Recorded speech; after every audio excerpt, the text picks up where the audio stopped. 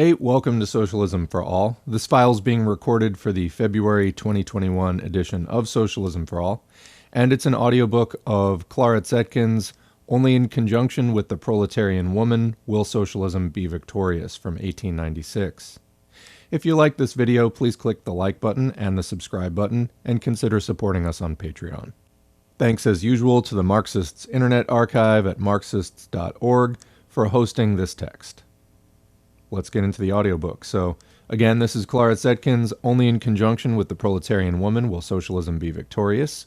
The date is 1896. Source is Speech at the Party Congress of the Social Democratic Party of Germany, Gotha, October 16, 1896, Berlin.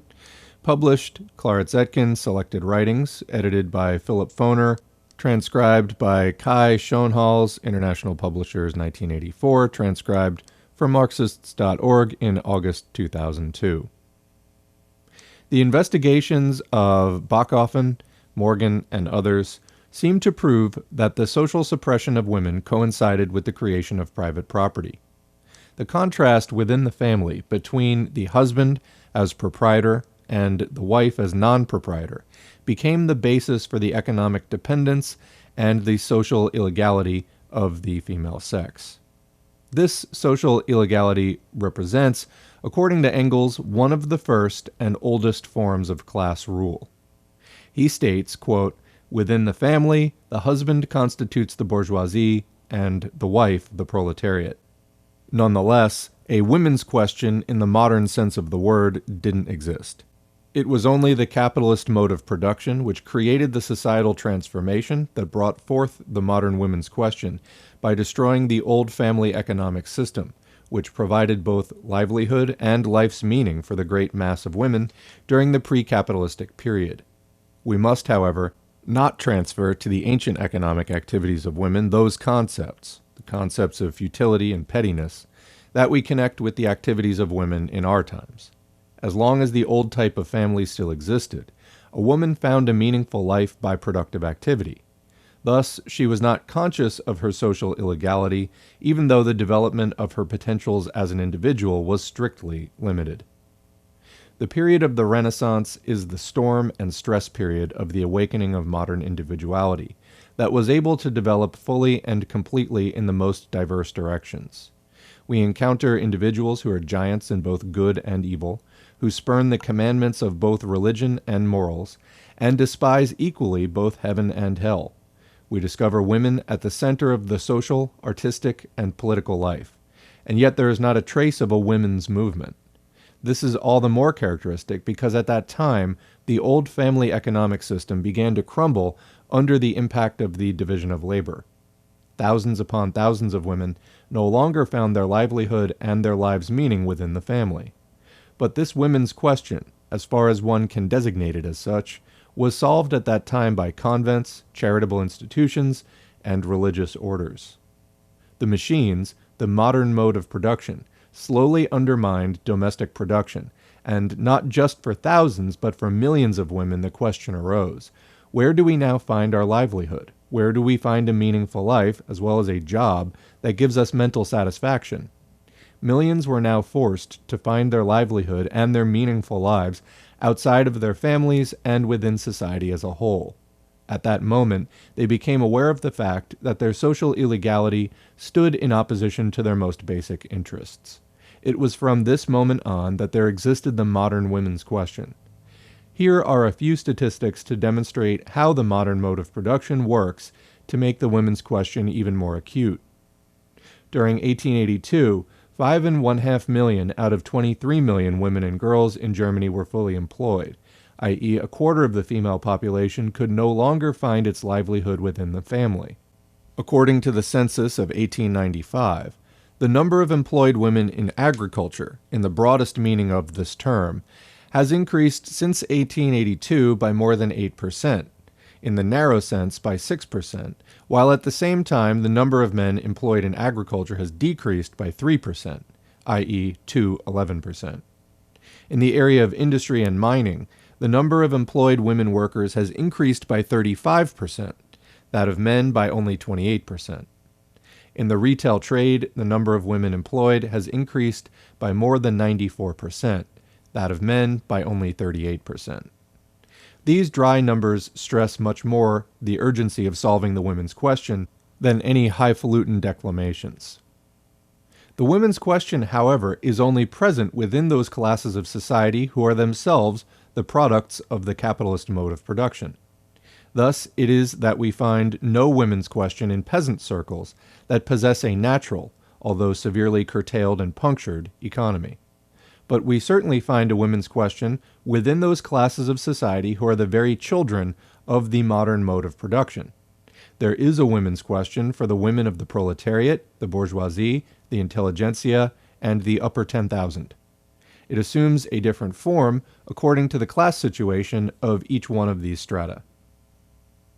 How does the women's question shape up as far as the upper 10,000 are concerned?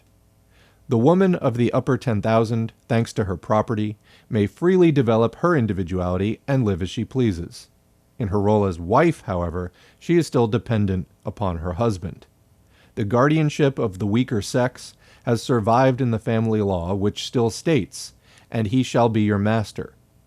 And how is the family of the upper 10,000 constituted in which the wife is legally subjugated by the husband? At its very founding, such a family lacks the moral prerequisites. Not individuality, but money decides the matrimony. Its motto is, "What capital joins, sentimental morality must not part." Bravo! Thus, in this marriage, 2 prostitutions are taken for 1 virtue. The eventual family life develops accordingly. Wherever a woman is no longer forced to fulfill her duties, she devolves her duties as spouse, mother, and housewife upon paid servants. If the women of these circles have the desire to give their lives a serious purpose, they must, first of all, raise the demand to dispose of their property in an independent and free manner. This demand, therefore, represents the core of the demands raised by the women's movement of the upper 10,000. These women, in their fight for the realization of their demand vis-à-vis the masculine world of their class, fight exactly the same battle that the bourgeoisie fought against all of the privileged estates, i.e., a battle to remove all social differences based upon the possession of property. The fact that this demand does not deal with the rights of the individual is proven by Herr von Stumm's advocacy of it in the Reichstag. Just when would Herr von Stumm ever advocate the rights of a person? This man in Germany signifies more than a personality. He is capital itself, turned into flesh and blood. And if this man has put in an appearance in a cheap masquerade for women's rights, then it only happened because he was forced to dance before capitalism's Ark of the Covenant. This is the Herr von Stumm, who is always ready to put his workers on short rations if they do not dance to his tune, and he would certainly welcome it with a satisfied smile if the state as employer would also put those professors and scholars who meddle in social politics on short rations. Herr von Stumm endeavors nothing more than instituting the entail for movable female property in case of female inheritance, because there are fathers who have acquired property but were not careful in the choice of their children, leaving only daughters as heirs. Capitalism honors even lowly womanhood and permits it to dispose of its fortunes. That is the final phase of the emancipation of private property. How does the women's question appear in the circles of the petty bourgeoisie, the middle class, and the bourgeois intelligentsia? Here, it is not property which dissolves the family, but mainly the concomitant symptoms of capitalist production. To the degree this production completes its triumphal march, the middle class and the petty bourgeoisie are hurtling further and further towards their destruction. Within the bourgeois intelligentsia, another circumstance leads to the worsening of the living conditions. Capitalism needs the intelligent and scientifically trained workforce. It therefore favored an overproduction of mental work proletarians and contributed to the phenomenon that the formerly respected and profitable societal positions of members of the professional class are more and more eroding. To the same degree, however, the number of marriages is decreasing, although on the one hand, the material basis is worsening. On the other hand, the individual's expectations of life are increasing, so that a man of that background will think twice or even thrice before he enters into a marriage. The age limit for the founding of a family is raised higher and higher, and a man is under no pressure to marry since there exist in our time enough societal institutions which offer to an old bachelor a comfortable life without a legitimate wife. The capitalist exploitation of the proletarian workforce, through its starvation wages, sees to it that there is a large supply of prostitutes, which corresponds to the demand by the men. Thus, within the bourgeois circles, the number of unmarried women increases all the time. The wives and daughters of these circles are pushed out into society so that they may establish for themselves their own livelihood, which is not only supposed to provide them with bread, but also with mental satisfaction. In these circles, women are not equal to men in the form of possessors of private property as they are in the upper circles. The women of these circles have yet to achieve their economic equality with men, and they can only do so by making two demands: the demand for equal professional training and the demand for equal job opportunities for both sexes. In economic terms, this means nothing less than the realization of free access to all jobs and the untrammeled competition between men and women. The realization of this demand unleashes a conflict of interest between the men and women of the bourgeoisie and the intelligentsia. The competition of the women in the professional world is the driving force for the resistance of men against the demands of bourgeois women's rights advocates. It is, pure and simple, the fear of competition. All other reasons which are listed against the mental work of women, such as the smaller brain of women, or their allegedly natural avocation to be a mother, are only pretexts. This battle of competition pushes the women of these social strata toward demanding their political rights, so that they may, by fighting politically, tear down all barriers which have been created against their economic activity. So far, I have addressed myself only to the basic and purely economic substructure. We would, however, perform an injustice to the bourgeois women's rights movements if we would regard it as solely motivated by economics. No, this movement also contains a more profound spiritual and moral aspect. The bourgeois woman not only demands her own bread, but she also requests spiritual nourishment and wants to develop her individuality.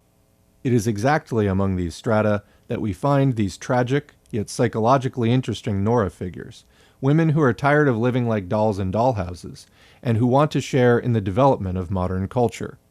The economic, as well as the intellectual and moral endeavors of bourgeois women's rights advocates are completely justified.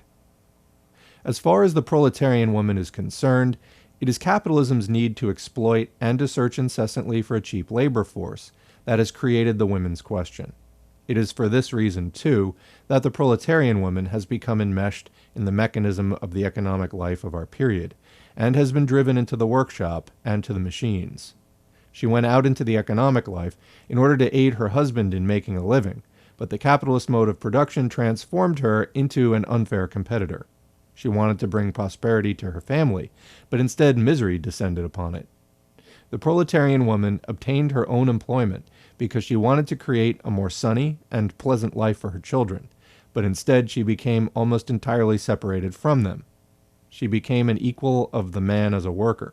The machine rendered muscular force superfluous, and everywhere women's work showed the same results in production as men's work. And since women constitute a cheap labor force, and above all a submissive one, that only in the rarest of cases dares to kick against the thorns of capitalist exploitation, the capitalists multiply the possibilities of women's work in industry. As a result of all this, the proletarian woman has achieved her independence.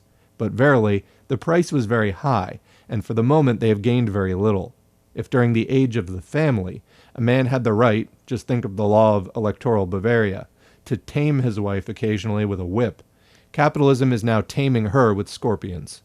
In former times, the rule of a man over his wife was ameliorated by their personal relationship. Between an employer and his worker, however, exists only a cash nexus. The proletarian woman has gained her economic independence, but neither as a human being nor as a woman or wife has she had the possibility to develop her individuality. For her task, as a wife and a mother, there remains only the breadcrumbs which the capitalist production drops from the table. Therefore, the liberation struggle of the proletarian woman cannot be similar to the struggle that the bourgeois woman wages against the male of her class. On the contrary, It must be a joint struggle with the male of her class against the entire class of capitalists. She does not need to fight against the men of her class in order to tear down the barriers which have been raised against her participation in the free competition of the marketplace. Capitalism's need to exploit and the development of the modern mode of production totally relieves her of having to fight such a struggle. On the contrary, new barriers need to be erected against the exploitation of the proletarian woman. Her rights as wife and mother need to be restored and permanently secured. Her final aim is not the free competition with the man, but the achievement of the political rule of the proletariat. The proletarian woman fights hand in hand with the man of her class against capitalist society. To be sure, she also agrees with the demands of the bourgeois women's movement, but she regards the fulfillment of these demands simply as a means to enable that movement to enter battle, equipped with the same weapons alongside the proletariat. Bourgeois society is not fundamentally opposed to the bourgeois women's movement, which is proven by the fact that in various states, reforms of private and public laws concerning women have been initiated. There are two reasons why the accomplishment of these reforms seems to take an exceptionally long time in Germany.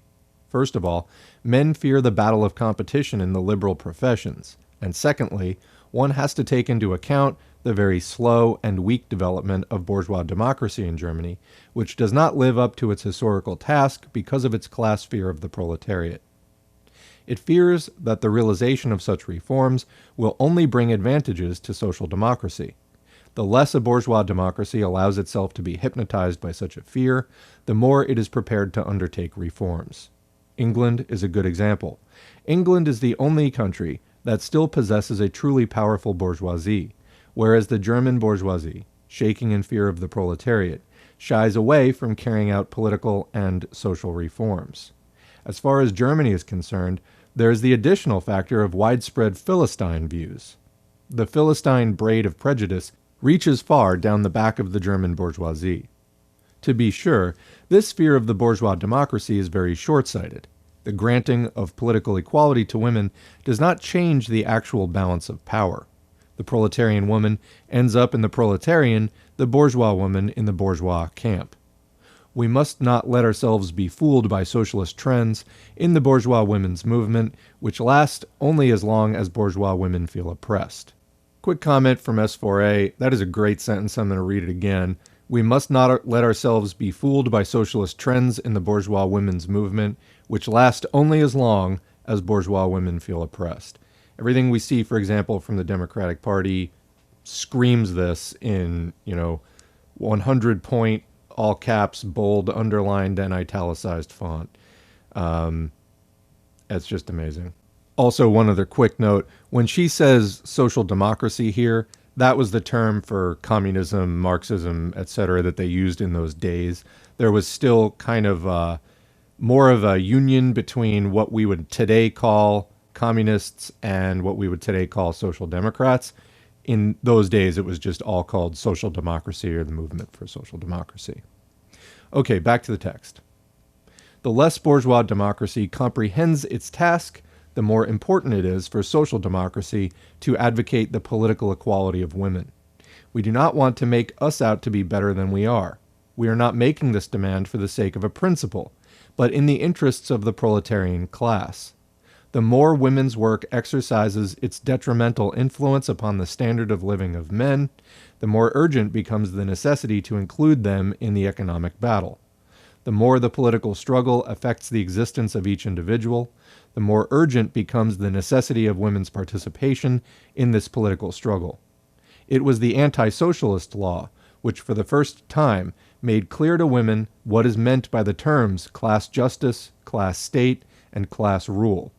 It was this law which taught women the need to learn about the force which so brutally intervened in their family lives. The anti-socialist law has done successful work which could never have been done by hundreds of women agitators, and indeed, we are deeply grateful to the father of the anti-socialist law, as well as to all organs of the state, from the minister to the local cop, who have participated in its enforcement and rendered such marvelous involuntary propaganda services. How then can one accuse us social democrats of ingratitude? Yet another event must be taken into consideration. I'm referring to the publication of August Bebel's book, Woman and Socialism. This book must not be judged according to its positive aspects or its shortcomings. Rather, it must be judged within the context of the times in which it was written. It was more than a book, it was an event, a great deed. The book pointed out for the first time the connection between the women's question and historical development. For the first time, there sounded from this book the appeal, we will only conquer the future if we persuade the women to become our co-fighters. In recognizing this, I am not speaking as a woman, but as a party comrade. What practical conclusions may we now draw for our propaganda work among women? The task of this party congress must not be to issue detailed practical suggestions, but to draw up general directions for the proletarian women's movement.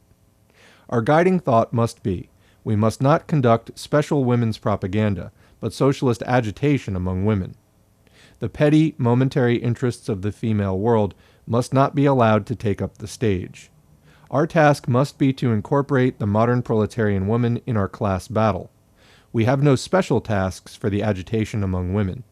Those reforms for women which must be accomplished within the framework of today's society are already demanded within the minimal program of our party. Women's propaganda must touch upon all those questions which are of great importance to the general proletarian movement. The main task is indeed to awaken the women's class consciousness and to incorporate them into the class struggle. The unionization of female workers is made extremely difficult. During the years 1892 until 1895, the number of female laborers organized in central trade unions grew to around 7,000. If we add to this number the female workers organized in local unions, and realize that there are at least 700,000 female workers actively involved in large industrial enterprises, then we begin to realize the magnitude of the organizing work that still lies ahead of us. Our work is made more burdensome by the fact that many women are active in the cottage industry, and can therefore be organized only with great difficulty. Then we also have to deal with the widely held belief among young girls that their industrial labor is only transitory and will be terminated by their marriage. For many women, there is the double obligation to be active in both the factory and the home. All the more necessary is it for female workers to obtain a legally fixed workday. Whereas in England, everybody agrees that the elimination of the cottage industry, the establishment of a legal workday, and the achievement of higher wages are important prerequisites for the unionization of female workers. In Germany, in addition to these obstacles, there is also the enforcement of our unionization and assemblage laws, the complete freedom to form coalitions, which has been legally guaranteed to the female workers by the empire's legislation, has been rendered illusory by the laws of individual federal states. I do not even want to discuss the manner in which the right to form unions is handled in Saxony, as far as one can even speak of a right there. But in the two largest federal states, in Bavaria and Prussia, the union laws are handled in such a way that women's participation in trade union organizations is becoming more and more of an impossibility. Most recently in Prussia, the district of the liberal, eternal candidate for minister, Herr von Bennigsen, has achieved everything humanly possible in the interpretation of the law of unionization and assemblage. In Bavaria, all women are excluded from public meetings.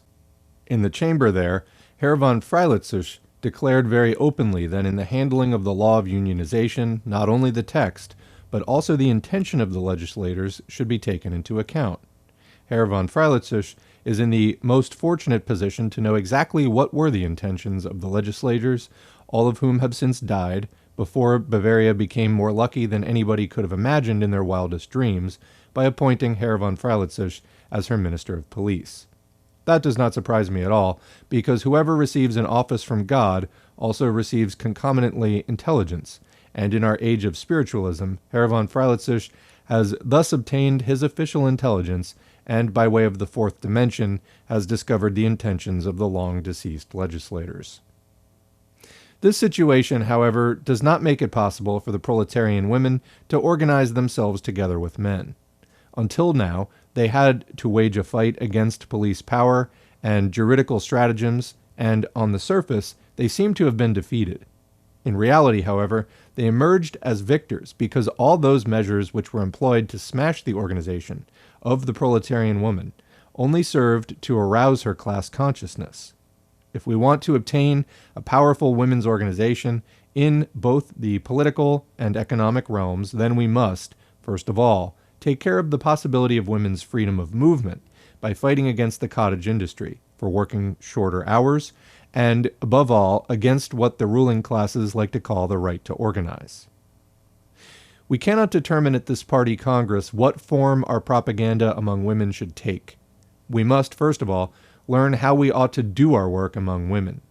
In the resolution which has been submitted to you, it is proposed to elect shop stewards among the women, whose task it will be to stimulate the union and economic organization of women, and to consolidate it in a uniform and planned manner. This proposal is not new. It was adopted in principle at the Party Congress of Frankfurt, and in a few regions it has been enacted most successfully. Time will tell whether this proposal, when introduced on a larger scale, is suited to draw proletarian women to a greater extent into the proletarian movement. Our propaganda must not be carried out solely in an oral fashion. A large number of passive people do not even come to our meetings, and countless wives and mothers cannot come to our meetings. Indeed, it must certainly not be the task of socialist propaganda among socialist women to alienate the proletarian woman from her duties as mother and wife. On the contrary, she must be encouraged to carry out these tasks better than ever in the interests of the liberation of the proletariat. The better the conditions within her family, the better her effectiveness at home, the more she will be capable of fighting. The more she can serve as the educator and molder of her children, the better she will be able to enlighten them, so that they may continue to fight on like we did, with the same enthusiasm and willingness to sacrifice for the liberation of the proletariat.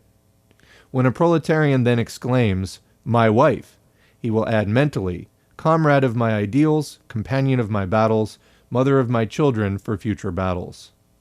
Many a mother and many a wife who fills her husband and children with class consciousness accomplishes just as much as the female comrades that we see at our meetings. Thus, if the mountain does not come to Mohammed, Mohammed must go to the mountain. We must take socialism to the women by a planned written propaganda campaign. For such a campaign, I suggest the distribution of pamphlets, and I do not mean the traditional pamphlet on which the entire socialist program and the entire scientific knowledge of our century are condensed onto one quarto page. No, we must use small pamphlets which discuss a single practical question from one angle of vision, especially from the point of view of the class struggle, which is the main task. And we must not assume a nonchalant attitude toward the technical production of pamphlets. We must not use, as is our tradition, the worst paper and the worst type of printing.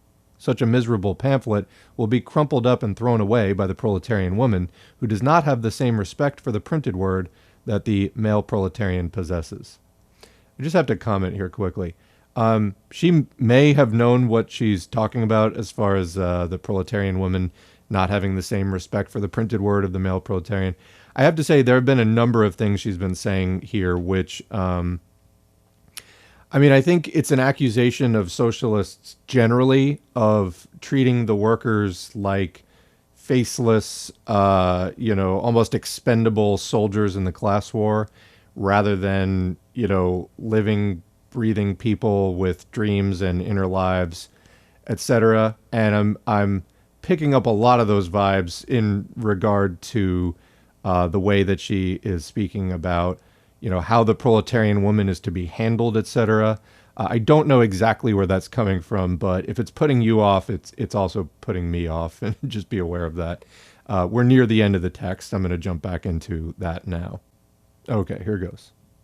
We must imitate the American and English teetotalers who put out pretty little booklets of 4 to 6 pages. Because even a female proletarian is enough of a woman to say to herself, "This little thing is just charming. I will have to pick it up and keep it."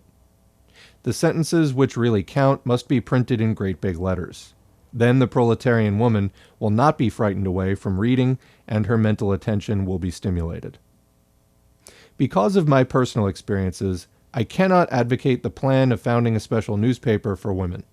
My personal experiences are not based upon my position as the editor of Gleichheit, which is not designed for the mass of women, but rather their progressive avant-garde, but as a distributor of literature among female workers. Stimulated by the actions of Frau Genock-Kuhne, I distributed newspapers for weeks at a certain factory. I became convinced that the women there did not acquire from these papers what is enlightening, but solely what is entertaining and amusing. Therefore, the big sacrifices which are necessary in order to publish a cheap newspaper would not be worth it. But we also have to create a series of brochures which bring socialism closer to the woman in her capacity as female proletarian, wife, and mother. Except for the powerful brochure of Frau Popp, we do not have a single one that comes up to the requirements we need. Our daily press, too, must do more than it has done heretofore. Some daily newspapers have made the attempt to enlighten women by the addition of special supplements for women. The Magdeburger Volksstimme set an example in this endeavor, and Comrade Goldstein at Zwickau has skillfully and successfully emulated it.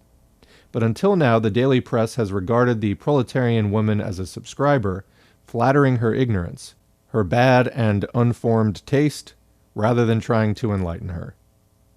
I repeat that I am only throwing out suggestions for your consideration. Propaganda among women is difficult and burdensome, and requires great devotion and great sacrifice, but these sacrifices will be rewarded and must be brought forth. The proletariat will be able to attain its liberation only if it fights together without the difference of nationality and profession. In the same way, it can attain its liberation only if it stands together without the distinction of sex. The incorporation of the great masses of proletarian women in the liberation struggle of the proletariat is one of the prerequisites for the victory of the socialist idea and for the construction of a socialist society. Only a socialist society will solve the conflict that is nowadays produced by the professional activity of women. Once the family as an economic unit has vanished and its place taken by the family as a moral unit, the woman will become an equally entitled, equally creative, equally goal-oriented, forward-stepping companion of her husband. Her individuality will flourish, while at the same time she will fulfill her task as wife and mother to the highest degree possible. And that's the end of the audiobook. So I have to say, I agreed commenting now with a lot of the theoretical conclusions. I mean, going back to the title of the article, or the speech in this case, only in conjunction with the proletarian woman will socialism be victorious. And I thought that the first half of this was really strong. I particularly, I'd never heard the use of the term the upper 10,000 before. It's kind of like the 0.1% or something like that. I thought that was an interesting little phrase. I really felt, as I had just interrupted the text to comment, that the back half of this was, again, coming from, I think, a correct theoretical place, but using language that I think would be utterly alienating to any women listening to it. And it's really presented in a way that's not qualified at all. It's like women, I mean, even to the point of, we must involve women because they're degrading men's, degrading the wages of the men. I don't know. It just didn't seem to be a particularly female-centric perspective on this. It was a bit cold and stiff, and I mean, while Clara was German, that's, okay, I'm just kidding there, Germans listening to this. But seriously, I mean, I'm trying to account somehow for the tone here, where it's like, women are part of this victory and must be included and blah, blah, blah. But when it came time to actually discuss the process of outreach, it was like she was holding, like a dirty diaper with a pair of tongs as far away from her face as she possibly could. Her description of dealing with women just seemed to be like, of dealing with something highly unpleasant and unsavory. So I don't really know what that was about. But, again, I hope not too many women heard that speech at the time, because I think it would have been off-putting. What did you think? Leave a comment below. This certainly isn't the final word in socialist feminism. We are going to be doing many, many texts from prominent women socialists and socialist feminists, who can also be men. I consider myself one. Anyway, what do you think? Am I making too much of this, or am I onto something here? And what are your thoughts on what she had to say? Leave a comment, and we'll catch you in the next video. And that's the video. Thanks to our current patrons whose names are on the screen. If you'd like to get your name on the screen or just support us financially, you can go to patreon.com/socialismforall and sign up for a monthly donation. You can also follow us at facebook.com/socialism4all. Used to have a page at FOR all, and it got throttled to death by Zuck. Here on YouTube, please click the like button, subscribe button, and the notifications bell. Please leave a comment if you can, and please share our video wherever you're online, your Twitter feed, your Discord servers, Reddit subs, etc. All of that helps more people to see this content, whether it's in the YouTube algorithm or just posting it on other sites. All of that's helpful. All of you out there supporting and promoting this content makes it all go that much more smoothly. We need to end capitalism, normalize talking about socialism today, and it's really kind of our only hope for a better tomorrow. Thanks for all you do, and we will catch you in the next video.